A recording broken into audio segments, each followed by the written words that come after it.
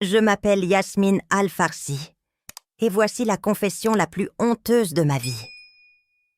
À mes 35 ans, avec mes cheveux ondulés châtain foncé, tombant jusqu'à la taille, et mes yeux en amande de la couleur du café fraîchement fait, j'ai toujours été considérée comme une femme de beauté sereine. Ma peau, d'un ton doré comme le miel, portait à peine quelques taches de rousseur qui apparaissaient sous le soleil implacable de Dubaï. Ce jour-là, je portais une robe légère en lin beige qui m'arrivait jusqu'aux genoux, découvrant mes jambes bronzées et mes chevilles délicates, ornées d'une fine chaîne en or. Mon mari, Tariq Al-Farsi, était un homme imposant de 48 ans.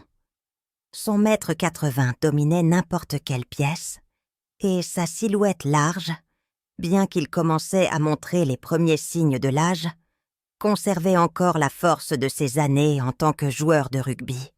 Son visage marqué par une barbe grisonnante soigneusement taillée et des sourcils fournis qui intensifiaient son regard, dégageait toujours de l'autorité.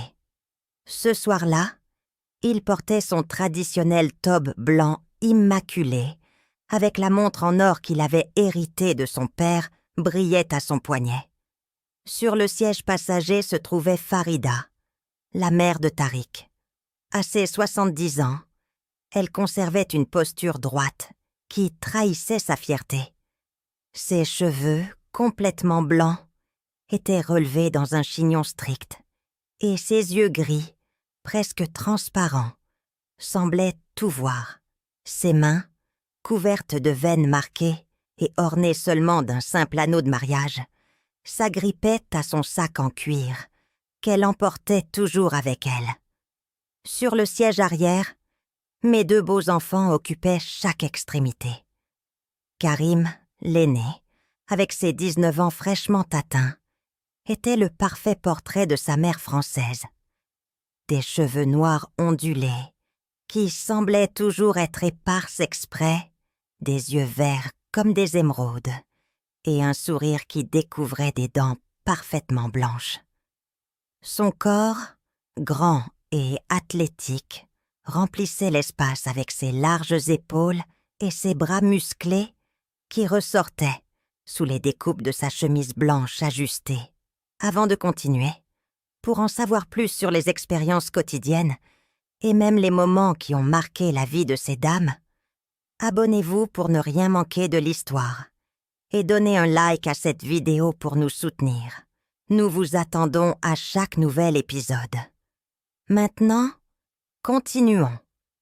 À côté de lui, Samir, 15 ans, était tout le contraire.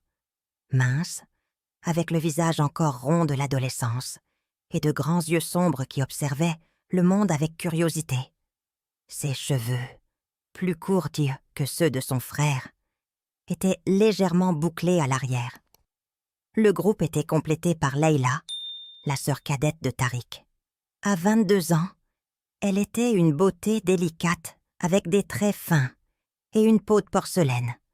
Ses longs cheveux noirs, lisses comme de la soie, tombaient sur une robe bleue, assortie à ses yeux grands et expressifs. La voiture, une Mercedes noire avec des sièges en cuir beige, sentait le propre et le parfum boisé de la Cologne que Tariq portait toujours. Mais malgré le luxe, nous étions serrés. « Il n'y a pas de place », dit Tariq en démarrant le moteur.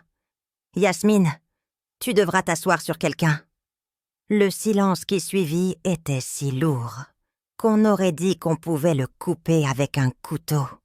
C'est alors que Farida, sans même se retourner, désigna Karim d'un geste de sa main osseuse.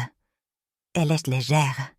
Qu'elle s'asseye sur toi, Karim. » Karim ne dit rien, mais ses yeux verts me regardèrent un instant, avant que ses lèvres, charnues et parfaitement dessinées, ne se serrent en une fine ligne.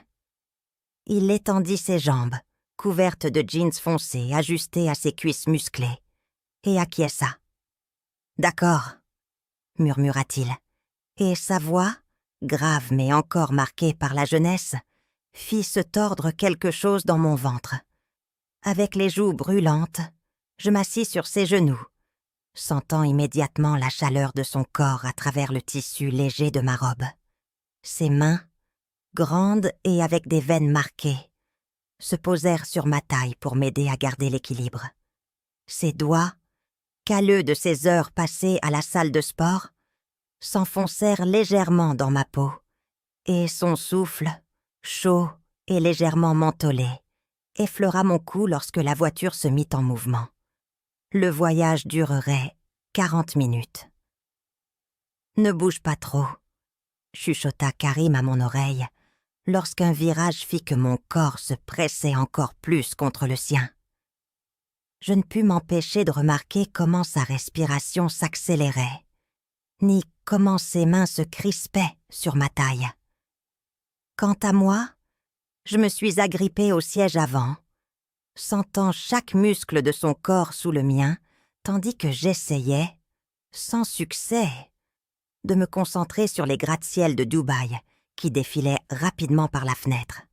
C'est à ce moment-là, avec le cœur battant si fort que je craignais que tout le monde puisse l'entendre, que je sus que rien ne serait plus jamais pareil. Karim, mon beau-fils, était un jeune homme grand et athlétique, avec des yeux verts hérités de sa mère française et des cheveux noirs et ondulés qu'il portait toujours légèrement éparses. Il portait une chemise blanche moulante qui mettait en valeur ses larges épaules et un jean foncé. Il ne dit rien, mais ses lèvres se serrèrent pendant un instant avant qu'il ne hoche la tête. « Ça va », murmura-t-il, étendant un peu plus ses jambes. Rougissant, je m'installai sur ses cuisses, sentant immédiatement la chaleur de son corps à travers ma robe en lin légère. Karim plaça ses mains sur ma taille pour m'aider à garder l'équilibre, et ses doigts, forts et calleux à force de fréquenter la salle de sport, s'enfoncèrent légèrement dans ma peau. Le voyage durerait 40 minutes. « Ne bouge pas trop », chuchota Karim à mon oreille lorsque la voiture accéléra sur l'autoroute, faisant en sorte que mon corps se pressa davantage contre le sien. Je ne pus m'empêcher de remarquer comment sa respiration devint plus lourde. Quant à moi, j'essayais de me concentrer sur la fenêtre, sur les gratte-ciels de Dubaï qui brillaient au loin, sur n'importe quoi qui ne soit pas la fermeté de ses cuisses, sous mes fesses, ou la manière dont sa poitrine frôlait mon dos chaque fois que la voiture prenait un virage. Après cette nuit-là, quelque chose changea entre nous. Karim commença à apparaître dans des endroits où il savait que je serais seule. La cuisine à des heures tardives, la piscine au crépuscule, la salle de sport de la maison, quand Tariq n'était pas là.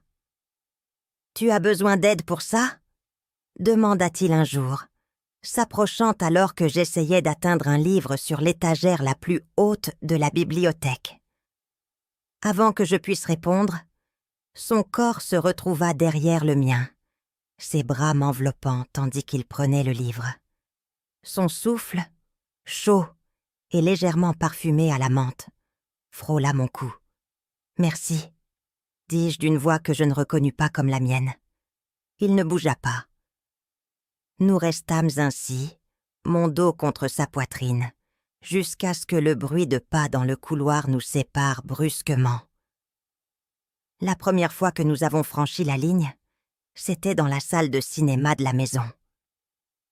Tariq était en réunion d'affaires, Farida rendait visite à une amie, et Samir et Leila étaient à une fête.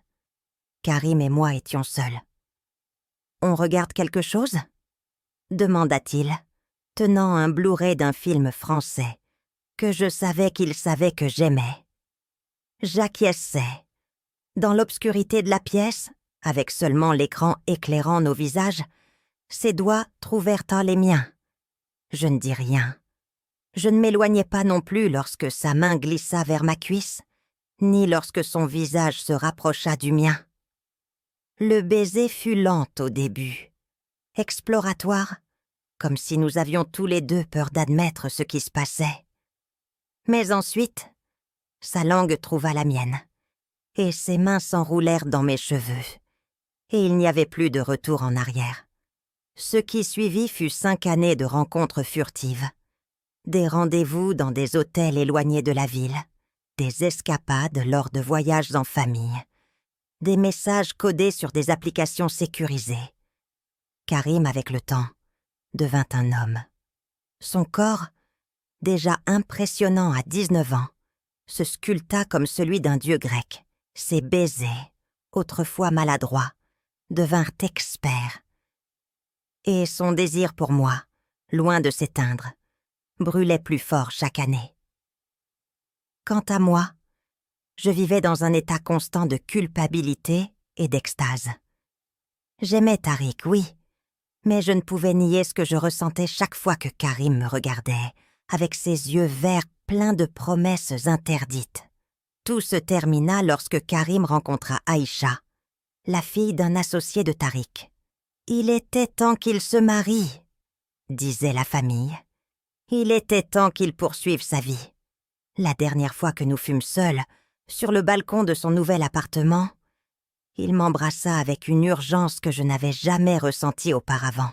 « Ça ne peut pas continuer », dit-il, mais ses mains sur ma taille disaient le contraire. « Je sais », répondis-je, sachant que c'était la vérité. Aujourd'hui, des années plus tard, quand je le vois lors des réunions familiales, avec sa femme et ses enfants, je ressens encore ce frisson lorsque nos regards se croisent. Et je me demande s'il se souvient aussi de ce premier contact sur le siège arrière de la voiture, quand tout a commencé. Merci de nous avoir accompagnés dans ce voyage d'émotions. N'oubliez pas que votre soutien signifie beaucoup pour nous. Si vous avez aimé cette vidéo, n'hésitez pas à lui donner un like et à la partager. Nous avons encore beaucoup d'histoires passionnantes à raconter. Ne les manquez pas, abonnez-vous et activez la cloche de notification. À la prochaine!